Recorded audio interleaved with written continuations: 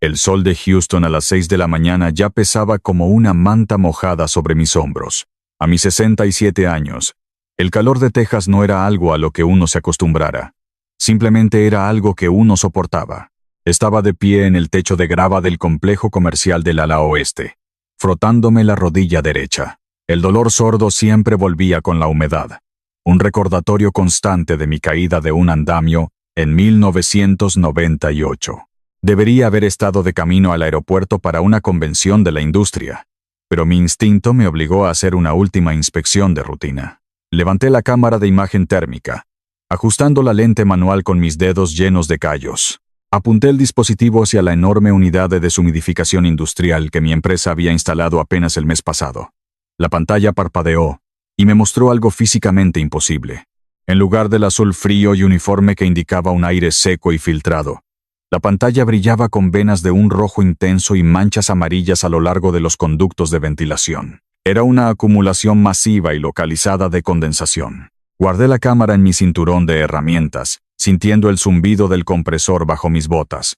Saqué mi taladro eléctrico y me acerqué al panel de acceso principal. Quité los 8 tornillos de acero inoxidable uno por uno, atrapándolos en la palma de mi mano antes de que cayeran por el borde del techo. Al retirar la pesada placa de metal, una bofetada de aire caliente y rancio me golpeó el rostro. El olor a humedad era inconfundible. Encendí mi linterna y me asomé al vientre de la máquina. Las válvulas de admisión principal estaban invertidas. Alguien había manipulado físicamente los reguladores de presión, para que en lugar de extraer la humedad del edificio, la máquina bombeara vapor de agua directamente hacia el interior de las paredes de yeso. Mi mandíbula se tensó. Esto no era desgaste natural.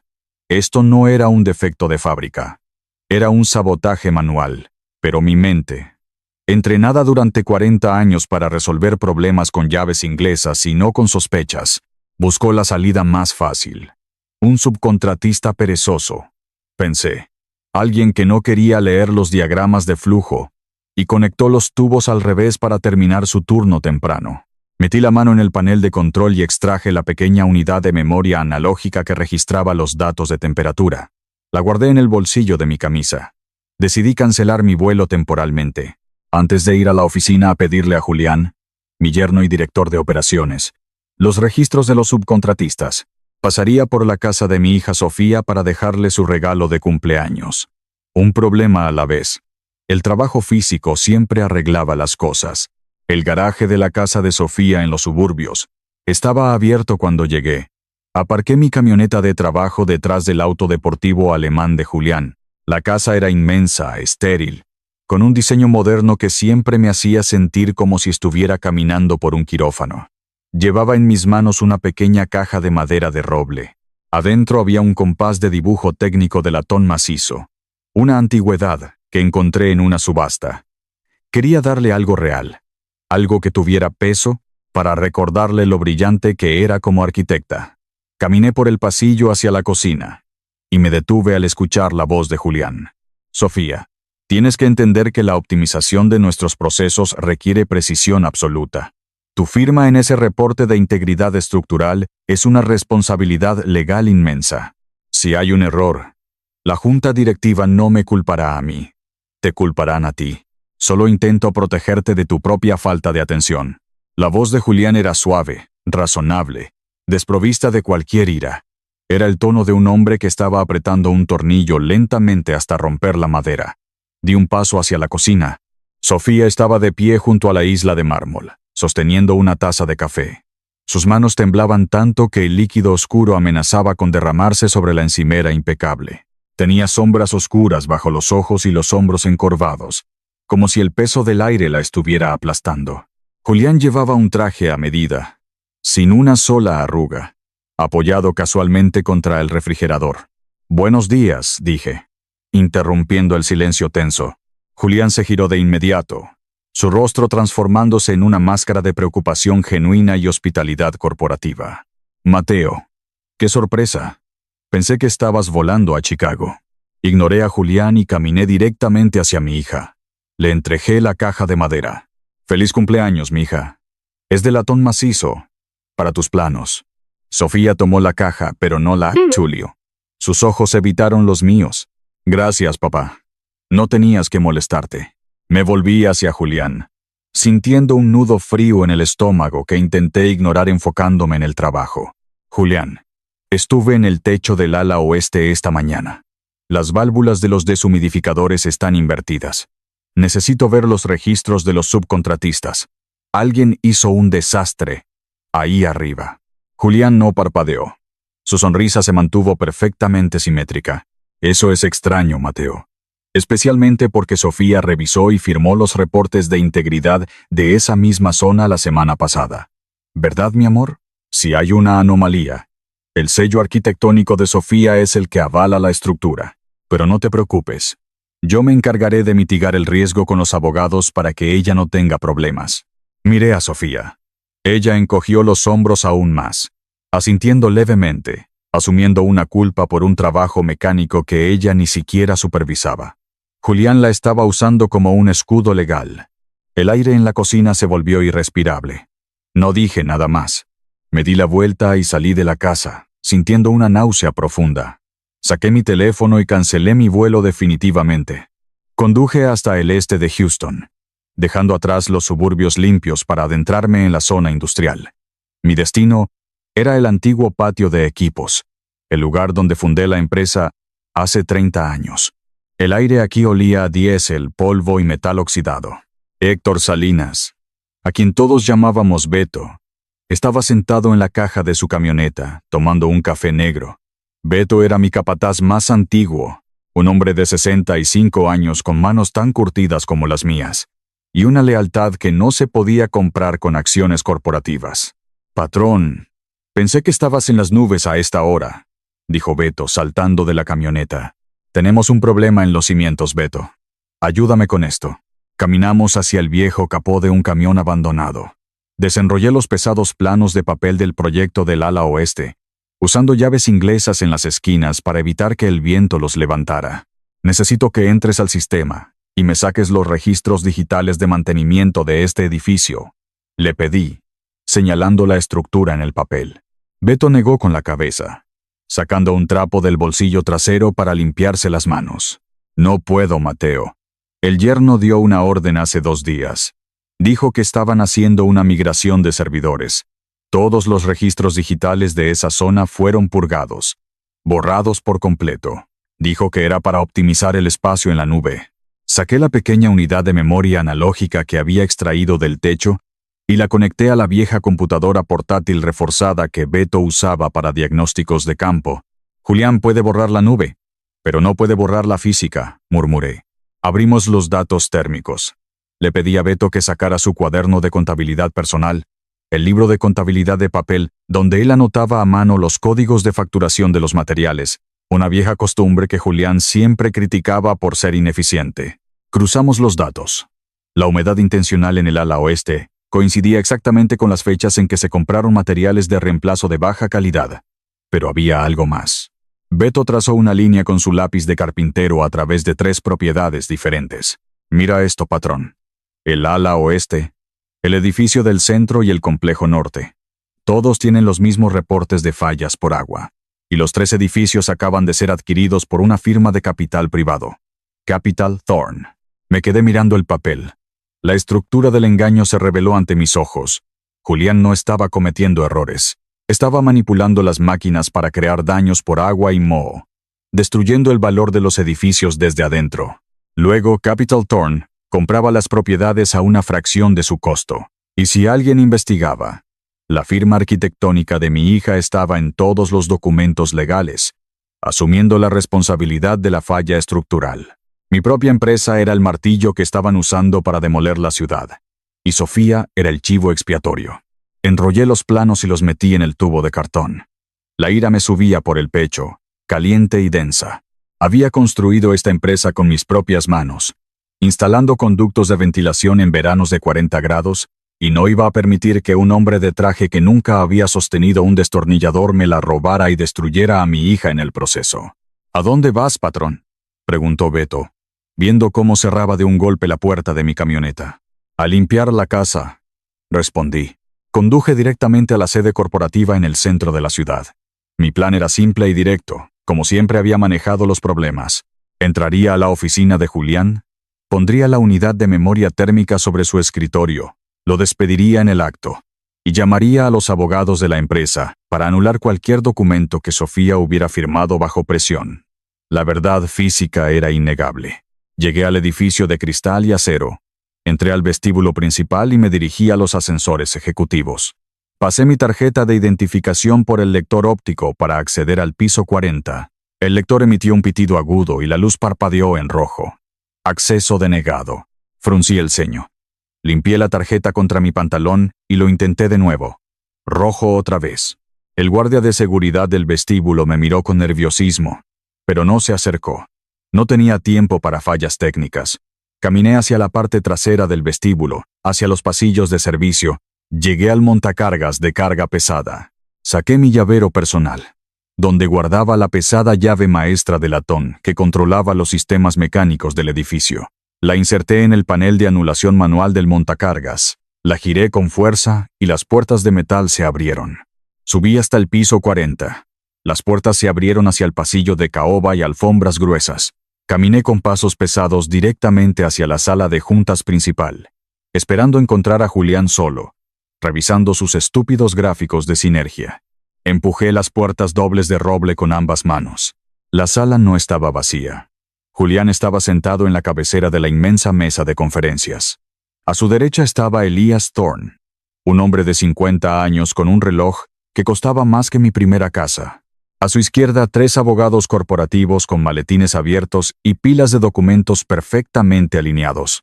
Todos me estaban mirando en absoluto silencio. No había entrado a una confrontación. Había entrado a una trampa. Elias Thorne. «Sal de mi edificio ahora mismo», exigí, manteniendo mi voz baja y firme, plantando mis botas en la alfombra. Julián se puso de pie, abotonándose el saco del traje con un movimiento fluido. Su rostro mostraba esa misma máscara de preocupación compasiva que había usado en la cocina de Sofía. «Mateo, por favor, siéntate. Estamos todos aquí porque nos preocupas profundamente. No me hables como si fuera un niño, Julián. Sé exactamente lo que estás haciendo con las válvulas de presión y los reportes de Sofía». Uno de los abogados, un hombre delgado con gafas de montura metálica, deslizó una carpeta gruesa hacia el centro de la mesa. «Señor Garza, soy el asesor legal externo de la junta directiva. Tenemos frente a nosotros un expediente médico y operativo exhaustivo. Detalla su comportamiento errático durante los últimos 6 meses. Visitas nocturnas a los sitios de construcción sin equipo de seguridad, alteraciones no autorizadas en la maquinaria pesada y testimonios sobre su estado emocional inestable tras el aniversario del fallecimiento de su esposa». Apreté los puños a los costados. Mi mandíbula estaba tan tensa que me dolían los dientes. Yo no alteré la maquinaria. Estaba inspeccionando el sabotaje de este cobarde, dije, señalando a Julián. Metí la mano en mi bolsillo y arrojé la unidad de memoria térmica sobre la mesa de caoba. Se deslizó y golpeó la carpeta del abogado. Ahí están los datos térmicos. Válvulas invertidas intencionalmente.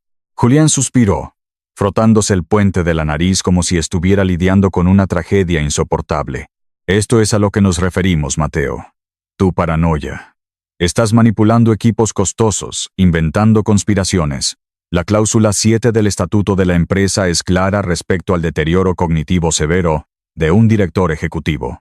La junta directiva votó esta mañana. Estás suspendido de tus funciones con efecto inmediato. Por tu propio bien».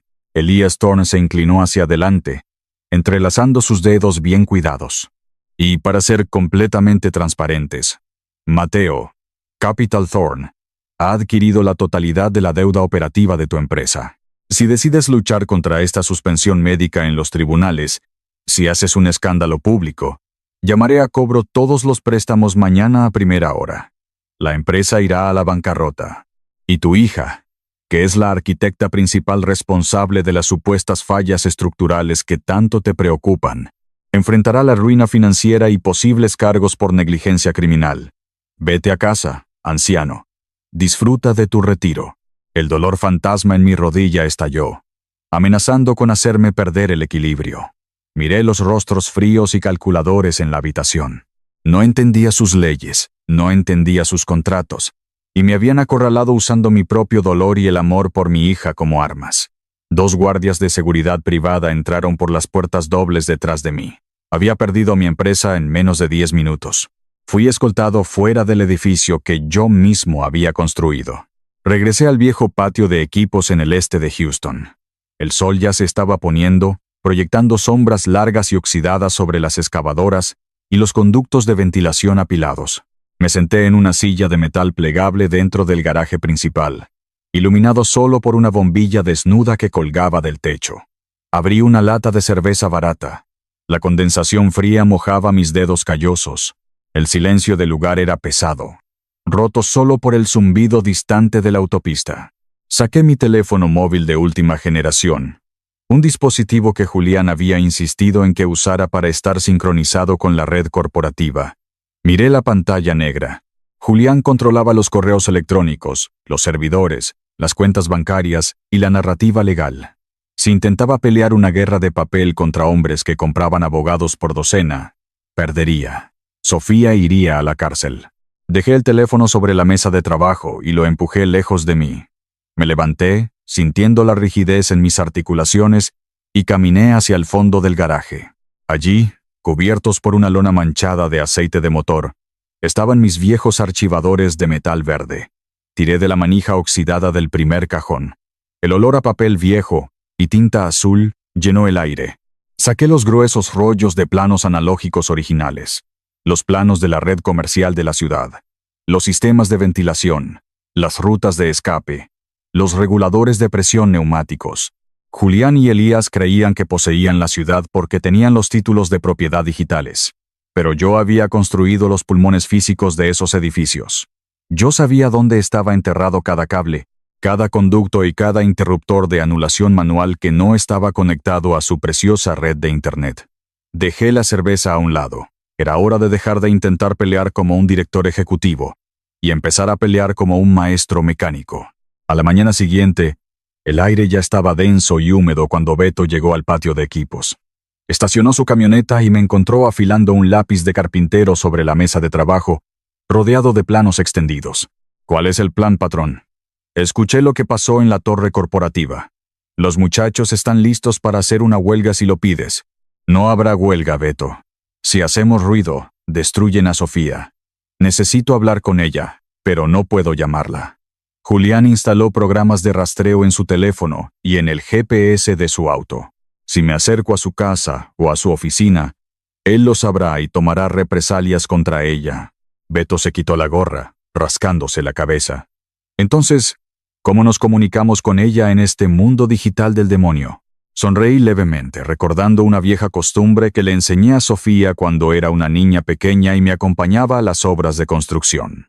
Tomé el lápiz de carpintero y me acerqué a un plano de zonificación. Beto, necesito que vayas a la oficina de permisos de la ciudad. Pide una copia física del plan de zonificación del Distrito Comercial Sur. En el margen inferior de la página 4, vas a escribir esta medida exacta con el lápiz. Le entregué un trozo de papel con unos números.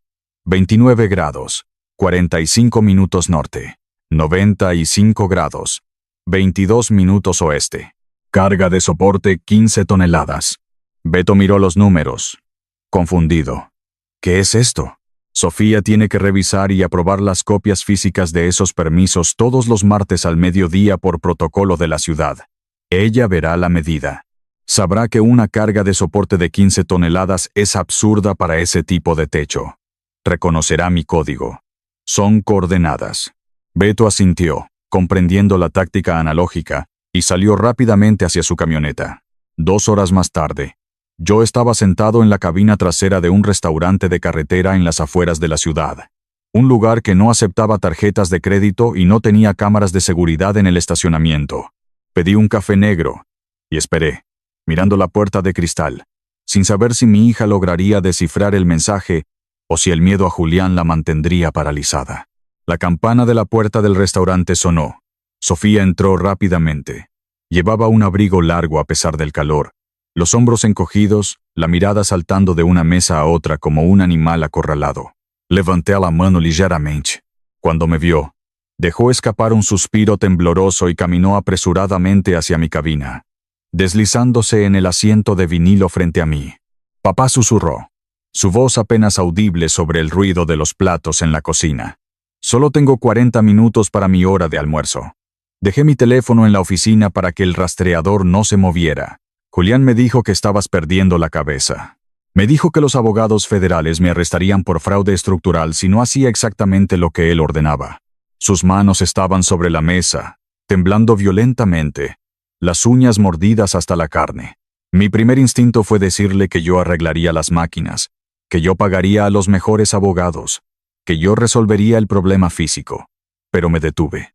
Recordé la cocina estéril. Recordé mi propia cobardía al entregarle un compás de latón en lugar de enfrentar su dolor.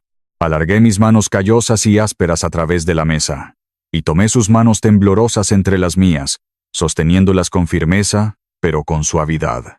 Fui un ciego. Sofía, dije, mi voz ronca, sintiendo cómo se me cerraba la garganta.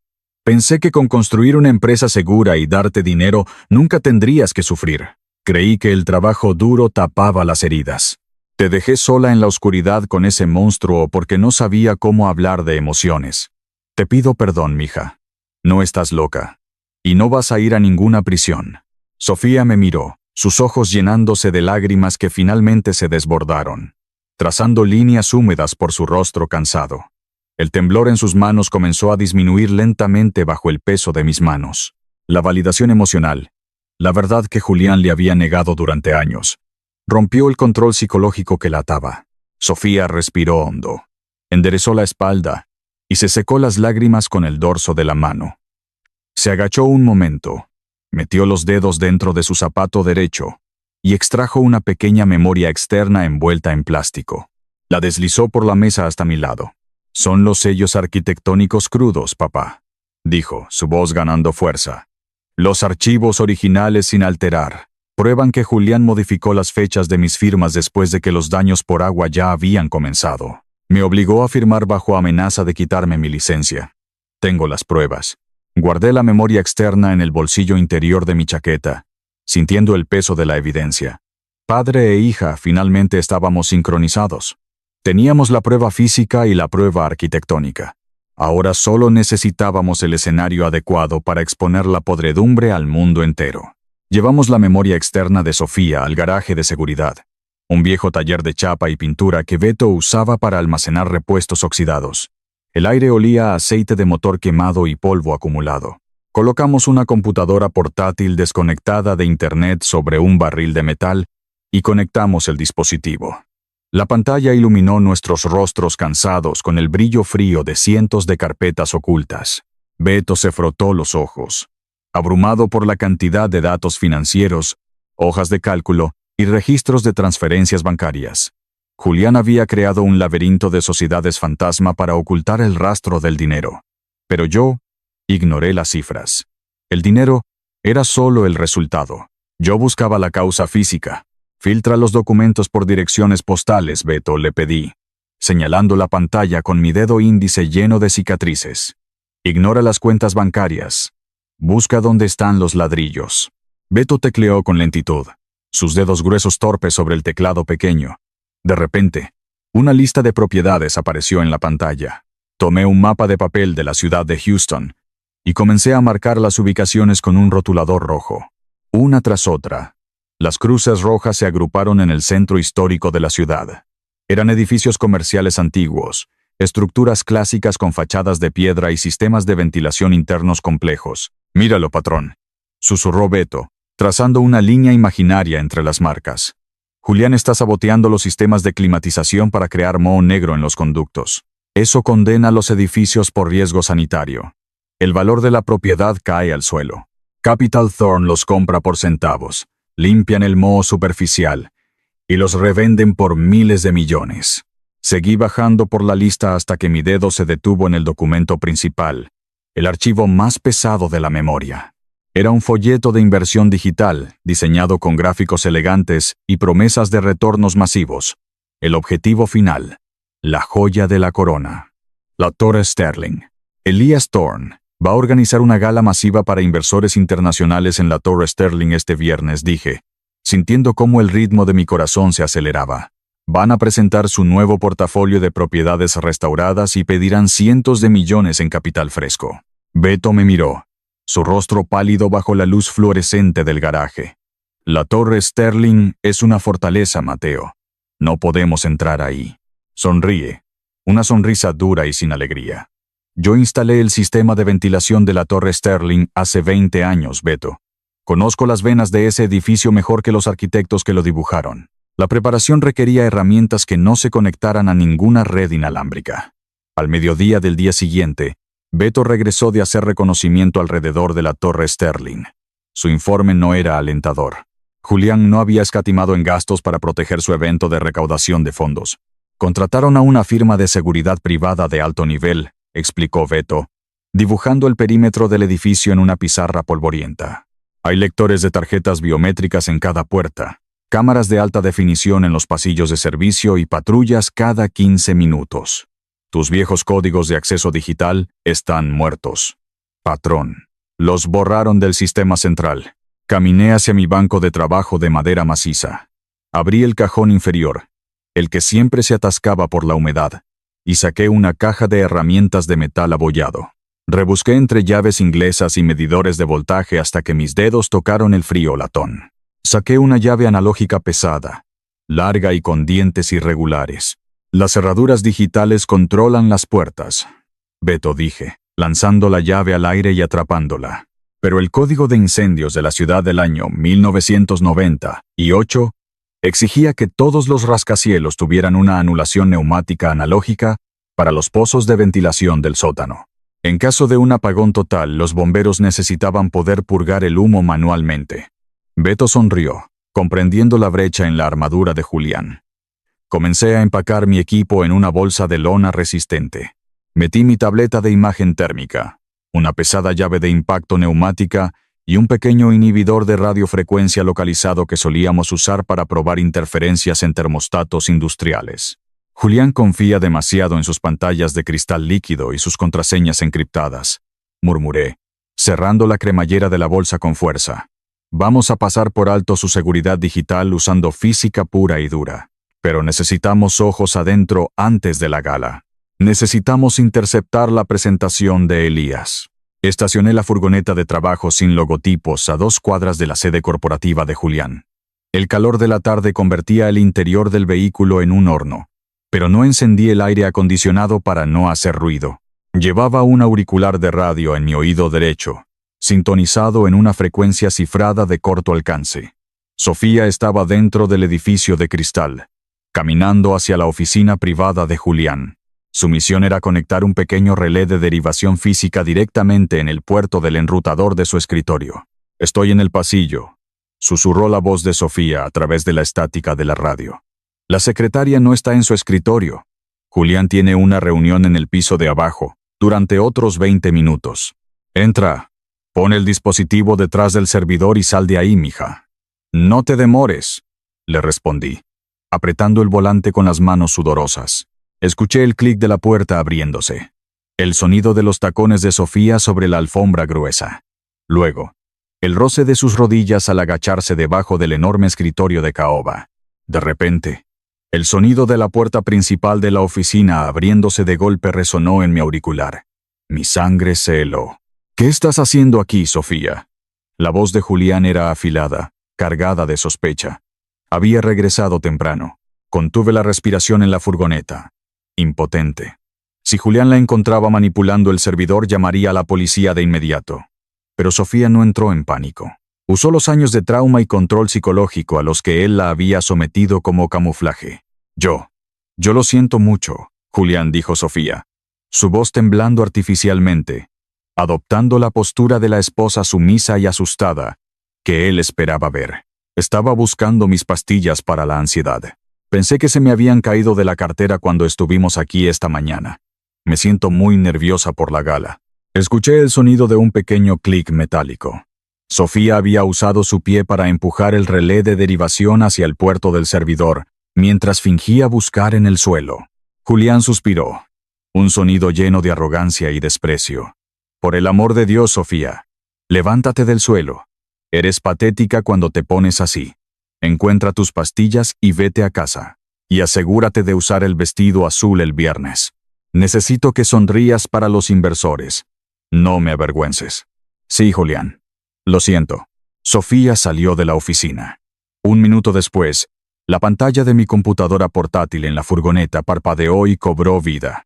Teníamos un espejo directo de la presentación en vivo de Julián. Sofía había tenido éxito, pero el costo era alto. Julián la había obligado a asistir a la gala. Ahora, mi hija estaría atrapada en la zona de impacto cuando yo detonara la trampa. La noche antes de la gala, Beto y yo estábamos sentados en la oscuridad de la furgoneta, revisando la presentación reflejada en la pantalla. El aire estaba pesado con la humedad típica de Texas, anticipando una tormenta que nunca llegaba. «Mira esto, patrón», dijo Beto, señalando una diapositiva en la pantalla. La presentación de Elias Thorne incluye un recorrido digital en vivo por la infraestructura de la Torre Sterling. Va a mostrarles a los inversores modelos tridimensionales para probar que el edificio es impecable. Me froté la barbilla, sintiendo la barba áspera de 2 días. Si simplemente cortamos la energía del edificio, Elías culpará a la red eléctrica de la ciudad. Dirá que es un problema externo y los inversores le creerán. No podemos apagar las luces. Tenemos que secuestrar su recorrido digital. Beto me miró, alzando una ceja poblada. ¿Cómo hacemos eso desde el sótano? No lo haremos desde el sótano. Lo haremos desde la sala de baile, respondí, trazando un esquema rápido en un bloc de notas. Yo estaré en la sala de control de climatización subterránea. Voy a alterar físicamente la temperatura y la humedad del edificio en tiempo real. Voy a forzar al moho negro y la podredumbre estructural a florecer y expandirse frente a las cámaras térmicas. Pero para que los inversores lo vean, Sofía tendrá que estar en el salón principal. Le mostré a Beto un pequeño receptor USB negro. Sofía tendrá que conectar esto en el podio de control audiovisual del escenario. Si yo soy descubierto en el sótano por los guardias, iré a la cárcel por allanamiento. Pero si atrapan a Sofía conectando ese dispositivo frente a 500 millonarios, Julián la destruirá legalmente. El silencio en la furgoneta era absoluto. Sabíamos que el plan requería una sincronización perfecta. No había margen para el error. La noche de la gala, el centro de Houston brillaba con luces de neón y faros de limusinas.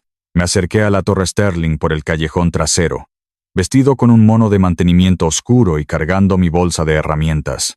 El olor a basura acumulada y asfalto caliente enmascaraba mi presencia. Me pegué a la pared de ladrillos, observando a 2 guardias de seguridad privada con trajes negros pasar por la esquina, barriendo el perímetro con linternas tácticas. Esperé a que doblaran la esquina y me moví rápidamente hacia la puerta de servicio principal. Como Beto había advertido, había un escáner biométrico de huellas dactilares brillando en rojo junto a la manija de acero. No podía hackearlo. No era un experto en computadoras. Me agaché y me arrastré detrás de los enormes contenedores de basura industrial. Allí, oculta por años de mugre y negligencia, estaba la vieja rejilla de escape del sistema de ventilación original. Estaba asegurada con bisagras hidráulicas de alta presión, diseñadas para no abrirse desde afuera. Saqué mi llave de impacto neumática y la conecté a la válvula de purga oculta en el marco de acero, un truco que solo los instaladores originales conocíamos. Apreté el gatillo. La herramienta siseó, sangrando la presión del fluido hidráulico lentamente para no hacer ruido. Después de 30 segundos, la pesada rejilla de acero cedió. Tiré de ella y se abrió silenciosamente. Me deslicé hacia el interior del subsótano, cerrando la rejilla detrás de mí. Estaba dentro del sistema respiratorio del edificio. El aire aquí era frío y olía a concreto viejo. Encendí mi linterna con lente roja para evitar que la luz se filtrara por las rendijas superiores. Navegué por los estrechos túneles de mantenimiento, agachándome bajo tuberías de vapor recubiertas de asbesto y esquivando cables de alta tensión. Mis rodillas protestaban con cada paso, pero ignoré el dolor. Después de 10 minutos de arrastrarme por las entrañas de la torre, llegué a la pesada puerta de metal de la sala de control central de climatización. Usé mi llave maestra de latón. La cerradura mecánica se dio con un clic sólido. Entré y cerré la puerta con seguro. Estaba en posición. La sala de control estaba llena del zumbido constante de los servidores y los reguladores de presión. Saqué mi tableta y la conecté al puerto de diagnóstico analógico del panel principal. La pantalla se iluminó, dándome acceso a las cámaras de seguridad reflejadas de la sala de baile del piso superior. El inmenso salón estaba lleno de la élite de Houston. Políticos, banqueros e inversores internacionales bebían champán bajo candelabros de cristal. Julián y Elías se movían por la sala como depredadores elegantes, estrechando manos y proyectando una imagen de poder absoluto. Busqué a Sofía en la multitud. Estaba sentada en la mesa principal, justo en la primera fila, frente al enorme escenario. Llevaba el vestido azul que Julián le había ordenado usar. Julián estaba de pie detrás de ella, con una mano apoyada posesivamente sobre su hombro. Sofía necesitaba llegar al podio audiovisual en el borde del escenario, pero no podía moverse con Julián controlando cada uno de sus movimientos. Miré el panel de control frente a mí. Identifiqué la caja de volumen de aire variable que alimentaba directamente la sección de la mesa principal. Tecleé un comando de anulación manual y dejé caer la temperatura en esa zona específica a 10 grados centígrados. En la pantalla de la tableta, vi como una ráfaga de aire helado golpeaba la mesa. Los invitados se estremecieron, frotándose los brazos. Julián, obsesionado con mantener una imagen de perfección absoluta, frunció el ceño con irritación. Quitó la mano del hombro de Sofía y se alejó rápidamente hacia las puertas laterales para reprender discretamente al personal de servicio por el supuesto fallo del aire acondicionado. Esa distracción física le dio a Sofía una ventana de 60 segundos. Se levantó de su silla, fingiendo dejar caer su servilleta de tela cerca del escenario. Con un movimiento rápido y fluido, se agachó junto al podio, sacó el receptor USB de su bolso y lo insertó en el puerto maestro del proyector. Mi tableta emitió un pitido verde. La conexión estaba establecida. Teníamos el control de la pantalla gigante del salón. La trampa estaba armada.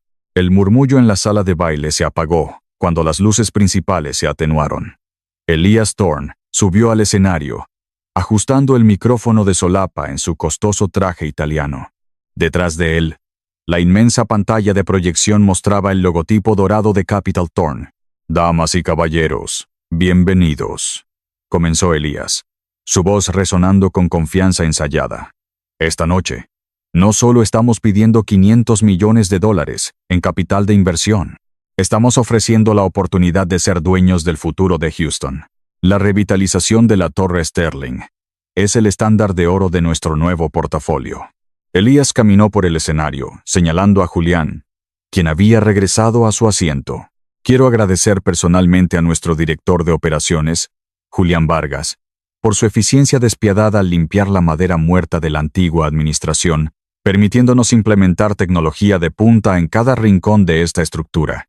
En el sótano, mi mano flotaba sobre el interruptor de anulación maestro, un pesado bloque de metal rojo que desconectaría los termostatos digitales. Esperé. Necesitaba que Elías hiciera afirmaciones legales específicas frente a los reguladores estatales que estaban en la audiencia. «Nuestro recorrido digital en vivo les mostrará la verdad», continuó Elías haciendo un gesto hacia la pantalla. «Les garantizo, bajo juramento corporativo, que este edificio tiene 0 retención de humedad, 0 presencia de moho y una integridad estructural perfecta, respaldada y certificada por el sello arquitectónico de la firma Garza». Ahí estaba, la mentira legal, el fraude cometido frente a cientos de testigos. Apreté la mandíbula, agarré el interruptor rojo con ambas manos y tiré de él hacia abajo con todas mis fuerzas. Las alarmas de la sala de control comenzaron a parpadear en amarillo. Había desconectado los termostatos digitales. Inmediatamente, agarré la llave de impacto neumática y abrí manualmente las válvulas primarias de condensación que alimentaban las paredes de la sala de baile. El zumbido de las máquinas se convirtió en un rugido sordo. En la pantalla de seguridad, vi a los guardias de Julián tocándose los auriculares, notando el bloqueo del sistema. 2 de ellos comenzaron a correr hacia las escaleras del sótano. Tenía menos de 3 minutos antes de que derribaran la puerta de metal. Toqué la pantalla de mi tableta y activé la transmisión de imagen térmica. En la sala de baile, las elegantes diapositivas corporativas de Elías Thorne desaparecieron abruptamente. La pantalla gigante parpadeó y fue reemplazada por una radiografía térmica en vivo de las paredes del salón. La audiencia se quedó en silencio. En la pantalla, Enormes y brillantes venas rojas y amarillas latían detrás del yeso. Era una imagen grotesca de humedad masiva y colonias de moho negro ocultas justo debajo de la pintura fresca. Giré la válvula de presión de vapor al máximo. En el salón de baile, el aumento repentino y extremo de humedad y calor comenzó a tener un efecto físico inmediato. La pintura fresca de las paredes laterales, que Julián había ordenado aplicar apenas 2 días antes para ocultar el daño, comenzó a burbujear. Los inversores en las primeras filas jadearon y se pusieron de pie, retrocediendo. Ante sus propios ojos, las burbujas de pintura estallaron y se pelaron en tiras largas, revelando manchas oscuras y húmedas de podredumbre estructural. El olor a moho rancio inundó el lujoso salón, destruyendo la ilusión de perfección. El caos estalló. Los políticos comenzaron a gritarle a sus asistentes. Los inversores sacaron sus teléfonos para tomar fotografías del desastre. Elias Thorne dejó de hablar, su rostro pálido como el papel, mirando la pantalla térmica y luego las paredes desmoronándose a su alrededor. Julián se levantó de un salto, su máscara de control corporativo completamente destrozada, mirando el yeso podrido con puro horror. La verdad física había destruido sus mentiras digitales, y no había ningún contrato en el mundo que pudiera ocultarlo. El salón de baile se convirtió en un manicomio en cuestión de segundos. Los inversores adinerados, que momentos antes bebían champán y hablaban de sinergias corporativas, ahora se empujaban hacia las salidas, tosiendo por el olor acre del moho expuesto. A través de la pantalla de mi tableta en el sótano, vi cómo la máscara de Julián finalmente se resquebrajaba. Sus ojos se abrieron con furia al darse cuenta de que esto no era un fallo técnico, sino un sabotaje calculado. Se giró bruscamente hacia la mesa principal.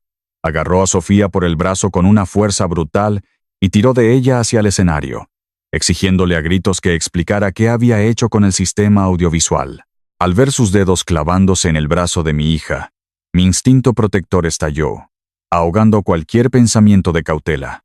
Necesitaba separarlos inmediatamente. Mis manos volaron sobre el panel de control analógico. Ignoré los termostatos y busqué los interruptores de emergencia del Código de Incendios de 1998. Encontré la palanca de aislamiento de sectores. La agarré y la empujé hacia adelante con todo el peso de mi cuerpo. En el salón de baile, las alarmas de emergencia comenzaron a sonar con un tono ensordecedor. Del techo, justo en el borde del escenario, cayeron pesadas puertas de vidrio de contención de incendios. Los gruesos paneles transparentes, diseñados para asfixiar las llamas cortando el oxígeno, se estrellaron contra el suelo de madera con un golpe sordo. Julián y Elías quedaron atrapados en el escenario, encerrados en una caja de cristal insonorizada. Sofía, que había logrado soltarse del agarre de Julián un segundo antes, quedó a salvo del otro lado, en la pista de baile principal. Con los antagonistas aislados, tomé el micrófono de servicio del sótano, un viejo dispositivo de metal pesado que usábamos para comunicarnos con los técnicos de los pisos superiores. Conecté los cables directamente al amplificador del sistema de megafonía del edificio. Apreté el botón lateral. «Julián Vargas», dije. Mi voz ronca y profunda haciendo eco a través de los enormes altavoces del salón de baile, silenciando los gritos de la multitud. «Explica la podredumbre». La voz resonó como un trueno en el inmenso salón. A través del cristal de contención, pude ver a Julián mirando frenéticamente hacia el techo, buscando el origen de la voz.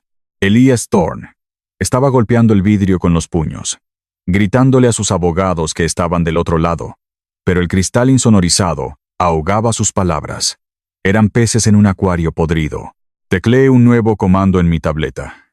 En la pantalla gigante detrás de ellos, la imagen térmica del moho se encogió hacia la izquierda. En el lado derecho, proyecté las facturas falsificadas que Beto y yo habíamos cruzado con los registros de compra. Los números masivos de los materiales de baja calidad brillaban en letras blancas sobre un fondo negro. «Compraste válvulas defectuosas intencionalmente». Julián, continuó mi voz por los altavoces, fría y metódica. «Destruiste las propiedades para que Capital Thorne pudiera comprarlas por centavos, y usaste el sello de mi hija para cubrir tus huellas». Julián corrió hacia el podio audiovisual en el escenario. Agarró el micrófono de Elías y gritó, su voz temblando de pánico. «Esto es una locura.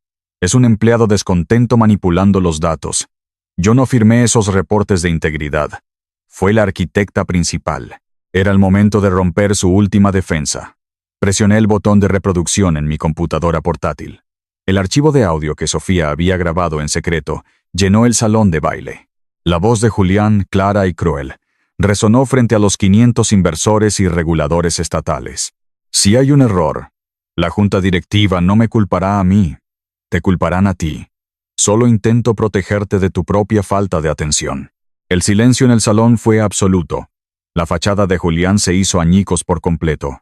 Acorralado, humillado públicamente, y viendo cómo su futuro se desmoronaba. El instinto de supervivencia de la rata corporativa tomó el control. Julián se giró hacia Elías Thorne. Levantó su micrófono y gritó con desesperación. Fue idea de Elías. Él me obligó a hacerlo. Él me dijo cómo manipular los conductos para devaluar las propiedades. Elías Thorne se abalanzó sobre Julián, agarrándolo por el cuello del costoso traje. Los dos hombres de traje comenzaron a forcejear en el escenario, traicionándose mutuamente frente a las cámaras de los teléfonos de cada inversor en la sala. La confesión era pública, estaba grabada y había sido presenciada por las autoridades. Mi trabajo aquí había terminado. Un golpe sordo y metálico sacudió la pesada puerta de acero de la sala de control del sótano. El equipo de seguridad privada finalmente había llegado. Escuché el zumbido agudo de una sierra de corte industrial mordiendo las bisagras. Las chispas naranjas comenzaron a llover por los bordes de la puerta. Tenía menos de 10 segundos. A mis 67 años, sabía que no podía ganar una pelea física contra 3 guardias de seguridad jóvenes y armados. Pero yo conocía la física de esta habitación mejor que ellos. Guardé mi tableta y la memoria externa en mi bolsa de lona, y me la colgué al hombro. La puerta de acero se dio con un crujido violento y se abrió de golpe. 3 hombres vestidos de negro irrumpieron en la sala, apuntando con linternas tácticas y porras de metal. «¡Al suelo! ¡Manos en la cabeza!», gritó el líder. No levanté las manos. En su lugar, agarré mi pesada llave de impacto neumática de la mesa. Me giré hacia la pared derecha, donde corría la tubería principal de refrigerante industrial. Un tubo de acero grueso presurizado a cientos de libras por pulgada cuadrada. Apunté la herramienta a la válvula de purga de emergencia y apreté el gatillo. El metal crujió. La válvula saltó por los aires. Una nube masiva de vapor blanco, denso, y a temperaturas bajo cero, hizo erupción en la pequeña habitación con un rugido ensordecedor. Los guardias gritaron, soltando sus armas para cubrirse los ojos mientras el vapor cegador y helado los envolvía. La visibilidad se redujo a 0 en un instante. Tosían y tropezaban a ciegas. Yo me agaché, moviéndome por pura memoria muscular. Conocía la distancia exacta. 3 pasos a la izquierda, 2 pasos adelante. Mis manos encontraron el borde del conducto de retorno de aire que había desatornillado parcialmente cuando llegué. Me deslicé por la estrecha abertura de metal, arrastrando mi bolsa de lona conmigo. Volví a colocar la rejilla en su lugar desde adentro, justo cuando los guardias comenzaban a disparar a ciegas hacia donde yo había estado parado. Me arrastré por la oscuridad del conducto, dejando atrás el caos, el vapor y a los hombres de traje.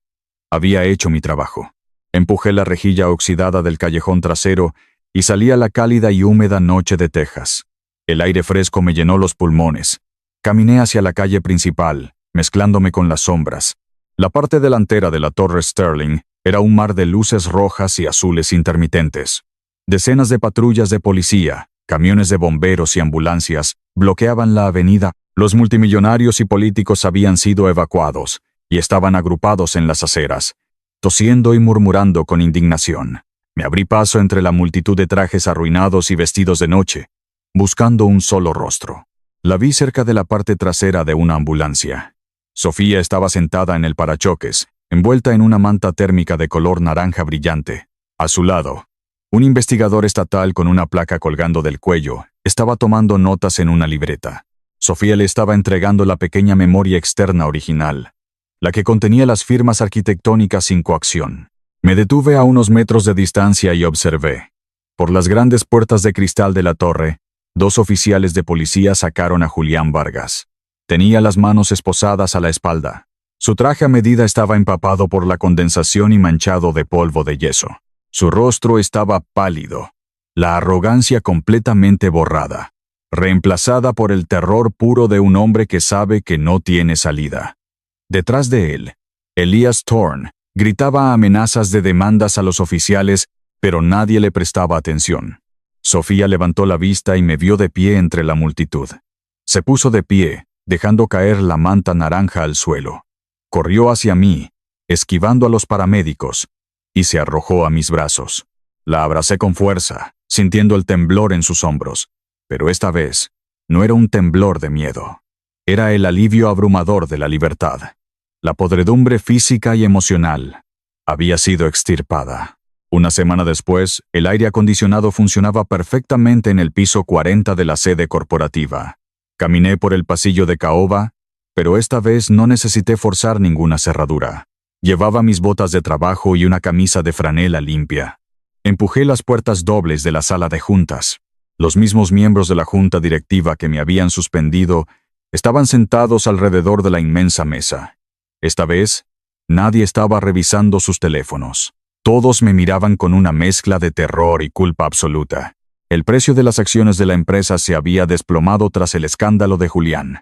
Pero la empresa seguía viva. Caminé hasta la cabecera de la mesa. No grité. No levanté la voz. Metí la mano en mi bolsillo y saqué la pequeña unidad de memoria térmica analógica, la que había extraído del techo del ala oeste el primer día. La dejé caer sobre el centro de la mesa de caoba. El pequeño trozo de plástico y metal sonó como un disparo en el silencio de la habitación. Ahí está la evidencia física que ustedes se negaron a mirar, dije, apoyando mis manos callosas sobre la mesa. Votaron para entregarle mi empresa a un parásito porque era más fácil creer en sus gráficos que en mis manos. Exijo la renuncia inmediata de cada miembro de esta junta que votó a favor de mi suspensión médica. Si no tienen sus cartas de renuncia en mi escritorio en una hora, entregaré los registros de su negligencia fiduciaria a los fiscales federales que están investigando a Capital Thorne. Nadie discutió. Los hombres y mujeres de traje asintieron en silencio, recogieron sus maletines y comenzaron a salir de la sala uno por uno. Cuando la sala quedó vacía, me senté en la silla principal. Saqué una carpeta de cuero de mi maletín. Era el documento oficial de reestructuración corporativa. Firmé mi nombre en la línea de director ejecutivo, reinstalándome oficialmente. Luego, pasé a la segunda página y firmé el documento que transfería el título de director de operaciones a Sofía Garza.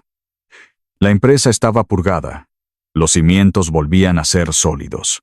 Esa misma tarde, conduje hasta el centro de detención del condado. El edificio era un bloque de hormigón gris, desprovisto de cualquier belleza arquitectónica. Pasé por los detectores de metales y me senté en la pequeña cabina de visitas. Al otro lado del grueso cristal de seguridad, la puerta se abrió y un guardia hizo entrar a Julián. Llevaba un mono naranja que le quedaba grande. Su cabello, siempre perfectamente peinado con gel, ahora caía desordenado sobre su frente. Se sentó frente a mí y levantó el teléfono de plástico negro. Yo hice lo mismo. Julián me miró, intentando invocar su antigua magia manipuladora. Sus ojos se llenaron de lágrimas falsas. «Mateo, tienes que ayudarme», suplicó, su voz temblando. «Los abogados de Elías me están echando toda la culpa. Me van a dar 20 años en una prisión federal. Yo solo quería hacer crecer la empresa.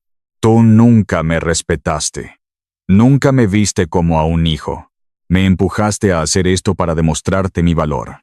Escuché sus palabras, sintiendo el viejo instinto de asumir la culpa por los problemas de los demás. Pero ese instinto había muerto en la cocina de Sofía. Lo miré fríamente a través del cristal. «El respeto se construye con callos», Julián, dije. Mi voz plana y sin emoción. «No se roba con contratos.